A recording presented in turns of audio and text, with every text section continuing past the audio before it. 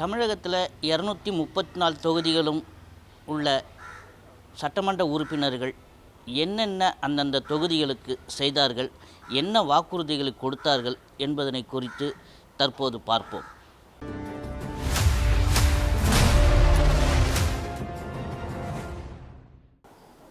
KV குப்பம் சட்டமன்ற உறுப்பினர் ஜெகன்மூர்த்தி அவர்கள் நம்முடைய உரையாற்ற வந்திருக்கின்றார். அவருடன் சில கேள்விகளை முன்வைத்திருக்கின்றோம். அதற்கு என்ன பதிலை தருகிறார் என்பதனை தற்போது காணலாம். வணக்கண்ணே. வணக்கம். நீங்கள் இந்த தொகுதிக்கு வரத்துக்கு முன்னாடி நான் அந்த மக்களுக்கு என்னென்ன நீங்கள் செய்வீங்க அப்படின்னு சொல்லிட்டு வாக்குறுதி கொடுத்துட்டு வந்தீங்க. இப்போ எப்படி அந்த வாக்குறுதியெல்லாம் நிறைவேற்றிருக்காங்க?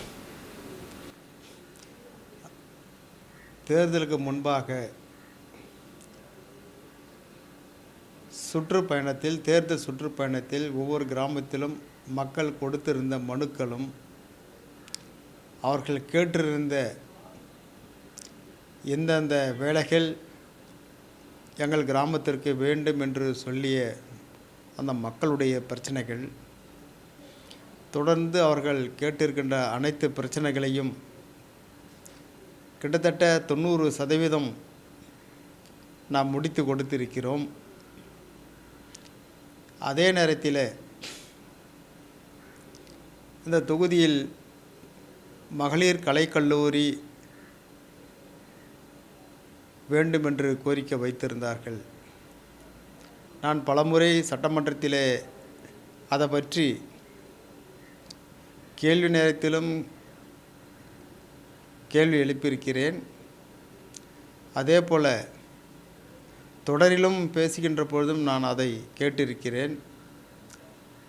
குடியாத்தத்தில் ஒரு கல்லூரி இருக்கிறது, ஆகவே அருகிலேயே இன்னொரு கல்லூரியை கொடுக்க முடியாது என்று சொல்லிவிட்டார் உயர்கல்வித்துறை அமைச்சர். அதற்கு காரணமும் சொல்லிவிட்டார்.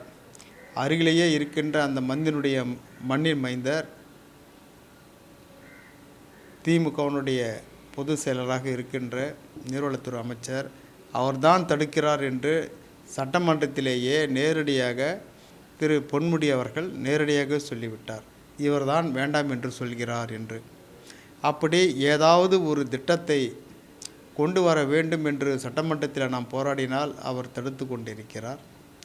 அதே போல் படித்து இருக்கின்ற ஆயிரக்கணக்கான இளைஞர்களுக்கு ஒரு வேலைவாய்ப்பை உருவாக்க வேண்டும் என்று அன்றைய தொழில்துறை அமைச்சராக இருந்த மரியாதைக்குரிய தங்கம் தென்னரசு அமைச்சர் அவர்கள் நான் பலமுறை கேட்கின்ற பொழுது பரிசீலிப்பதாக சொன்னார். சொல்லிவிட்டு நாங்கள் தொழிற்பூங்கா கொண்டுவதற்கான முயற்சி எடுக்கிறோம் என்று சொன்னார்கள்.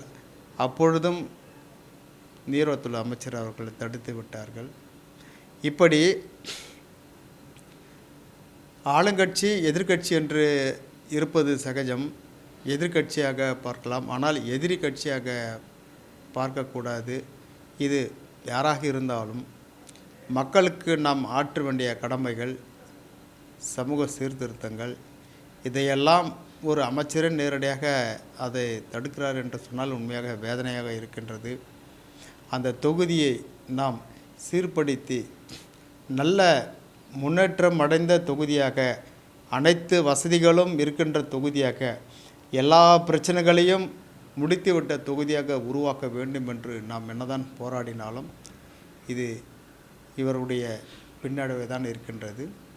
உங்கள் சட்டமன்ற தொகுதியில் நீங்கள் மக்களுக்கு வாக்குறுதிகளாக இந்த பணிகளை செய்வோம், இங்கே நான் வந்தால் இந்த பணியை செய்வோம் என்று நீங்கள் தெரிவித்திருப்பீர்கள். அதன்படி நீங்கள் என்னென்ன பணிகளை செய்து முடித்தீர்கள், தற்போது செய்ய முடியவில்லை என்று சொன்னால் அதற்கான காரணத்தை என்ன என்று தெரியப்படுத்தவும் ஐயா. மருத்துவத்துறை பொறுத்தவரையில் அங்கே ஆரம்ப சுகாதார நிலையம், அதேபோல் வட்ட அளவிலே மருத்துவமனை பிரச்சனை இல்லாமல் இருக்கின்றது. ஆனால் புதியதாக கேவி குப்பத்தில் இருக்கின்ற ஆரம்ப சுகாதார நிலையத்தை மருத்துவமனையாக, வட்ட அளவில் மருத்துவமனையாக உருவாக்க வேண்டும் என்று கேட்டதின் பேரில் அருகிலேயே 5 கிலோமீட்டருக்கு பக்கத்தில் இருக்கின்ற வடுகதாங்கல் என்கின்ற பகுதியில் அனைத்து வசதிகளும் சேர்ந்து இருக்கின்ற மருத்துவமனையாக இருக்கின்றது. ஆகவே பக்கத்திலேயே மீண்டும் கொடுப்பதற்கான வாய்ப்பு இல்லை என்று அறிவித்தார்கள். ஆனால் பரதராமியில் இருக்கின்ற ஆரம்ப சுகாதார நிலையத்திற்கு ஆம்புலன்ஸு கேட்டிருந்தேன். அங்கே ஒரு ஆம்புலன்ஸும் கேவிக்குப்பத்திற்கு ஒரு ஆம்புலன்ஸும் 2 ஆம்புலன்ஸும் துறை அமைச்சர் அவர்கள் கொடுத்திருக்கிறார்கள். இப்படி ஒரு சில வேலைகளை நாம் முடித்து விட்டாலும் ஒரு சில வேலைகள் அங்கே தடுத்து கொண்டு தான் இருக்கிறார்கள். அதே போல் உங்கள் தொகுதியில் முதல்வர் என்கின்ற திட்டத்தின் மூலமாக 10 வேலைகளை கேட்டிருந்தார்கள். அதை நாம் கொடுத்திருந்தோம். உங்கள் தொகுதியில் சிறப்பாக செயல்பட்டுகிறேன் என்று சொல்லியிருக்கிறீர்கள். இருந்தாலும் அந்த மக்களுக்கு பேருந்து வசதி நிலையம் வேண்டும், பேருந்து நிலையம் வர வேண்டும் என்று அவர்கள் கோரிக்கை வைத்திருக்கிறார்கள். அதற்கு எந்த அளவில் இப்போது அந்த பணிகள் முடிவடைந்தது என்பதை தெரியப்படுத்துங்களேன். பரதராமி பகுதியில் பேருந்து நிலையத்தை அதை புதிதாக சீரமைக்க வேண்டும், கட்டி முடிக்க வேண்டும் என்று கோரிக்கை வைத்திருந்தோம். அந்த பேருந்து நிலையத்தை கட்ட முடியாத அளவிற்கு சொந்த கட்சிக்காரர்களை, திமுககாரர்களை அதை தடுத்து கொண்டு இருக்கிறார்கள் என்பது வேதனையாக இருக்கின்றது. அதே போல் அங்கே நடக்கின்ற அரசு விழாக்களிலும் ஒரு மாநிலத்தினுடைய நிதியை கொண்டு உருவாக்குகின்ற அரசினுடைய திட்டங்கள், சட்டமன்றத்தில் பேசி கொண்டு வருகின்ற திட்டங்கள், சட்டமன்ற உறுப்பினரை வைத்து அந்த நிகழ்ச்சிகளை நடத்தாமல் நாடாளுமன்ற உறுப்பினரை வைத்து நடத்துகின்ற ஒரு சூழ்நிலை, சட்டமன்ற உறுப்பினருக்கு நாளைக்கு நிகழ்ச்சி என்றால் இன்றைக்கு சொல்லுவது போன்ற அரசு அதிகாரிகளெல்லாம் கூட அங்கே தவறு செய்துதான் இருக்கிறார்கள். அதே போல் பள்ளிகளிலே எந்த நிகழ்ச்சியாக இருந்தாலும் நமக்கு சொல்வதில்லை, நாடாளுமன்ற உறுப்பினர் வைத்து தான் அவர்கள் எல்லா விழாக்களையும் நடத்துகிறார்கள். இப்படி மக்களால் தேர்ந்தெடுக்கப்பட்ட ஒரு சட்டமன்ற உறுப்பினரை, அதுவும் தமிழ்நாடு நிதியிலிருந்து வருகின்ற நிதியை ஒரு சட்டமன்ற உறுப்பினருக்கு கூட அதிகாரம் இல்லாமல், அதிலும் நாடாளுமன்ற உறுப்பினர் தான் தலையிட்டு அதிகாரிகளை மிரட்டி அவர்களே தான் எல்லா நிகழ்ச்சிகளும் செய்கிறார்கள் என்று சொன்னால் அதைவிட ஒரு கேவலம் எங்கே இருக்கும்? ஏன்னாதான் இந்த எதிர்கட்சியாக இருந்தாலும் அவர்களையும் அழைத்து நிகழ்ச்சியில் கலந்து கொள்ள செய்து அவர்களுக்கு ஒரு முக்கியத்துவம் கொடுத்தால்தான் இது கண்டிப்பாக அது ஆரோக்கியமாக அரசியலாக இருக்கும். இப்படி தான் அங்கே அரசியல் நடந்து கொண்டிருக்கின்றது. ஆக மக்களுக்கான எந்த திட்டத்தை கொண்டு வந்தாலும் அதை தடுப்பதற்கென்றே இருக்கிறார்கள். ஆகவே இருந்தாலும் சின்ன சின்ன அடிப்படை பிரச்சனைகளை எல்லாம் நாம் தீர்த்து வைத்திருக்கின்றோம். அவர்கள் கேட்டிருக்கின்ற அங்கன்வாடி கட்டிடங்கள், கூட்டுறவு சங்க கட்டிடங்கள், பள்ளிக்கூடத்தில் இருக்கின்ற கூடுதல் கட்டிடங்கள், அதே போல் பள்ளிக்கூடத்திற்கு சுற்றுச்சுவர், அதே போல் மருத்துவமனைக்கு சுற்றுச்சுவர், இப்படி பல்வேறு திட்டங்களை, கிராமத்திற்கு குடிநீர் இல்லாத வசதிகள், கிராமத்திற்கு சாலையே இல்லாத இடத்தில் சாலை போட்டு தருதல், இடுகாடு சுடுகாடு பாதையை செப்பனிட்டு அங்கே உருவாக்கி கொடுத்துதல், இது போன்று பல்வேறு பிரச்சனைகளை எல்லாம், அடிப்படை பிரச்சனைகள் எல்லாம் ஒரு சட்டமன்ற உறுப்பினர் என்கின்ற முறையில் அதையெல்லாம் நாம் சரி செய்து கொடுத்திருக்கின்றோம். ஆகவே பெரிய அளவில் நடக்கின்ற வேலைகளை இவர்களை தடுக்கிறார்கள்.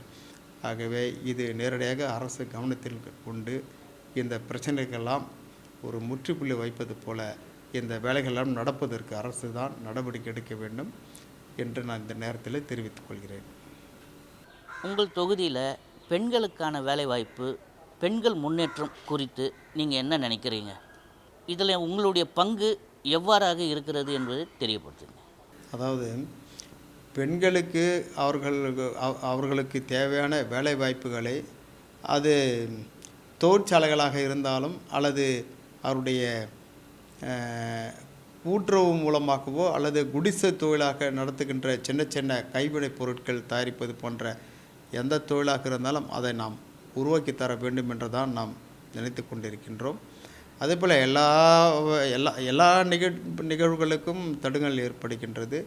ஆனால் அதே நேரத்தில் ஒட்டுமொத்த மக்களுக்கான பல பிரச்சனைகளை சட்டமன்றத்தில் நாம் பேசியிருக்கின்றோம், வாதாடி இருக்கின்றோம்.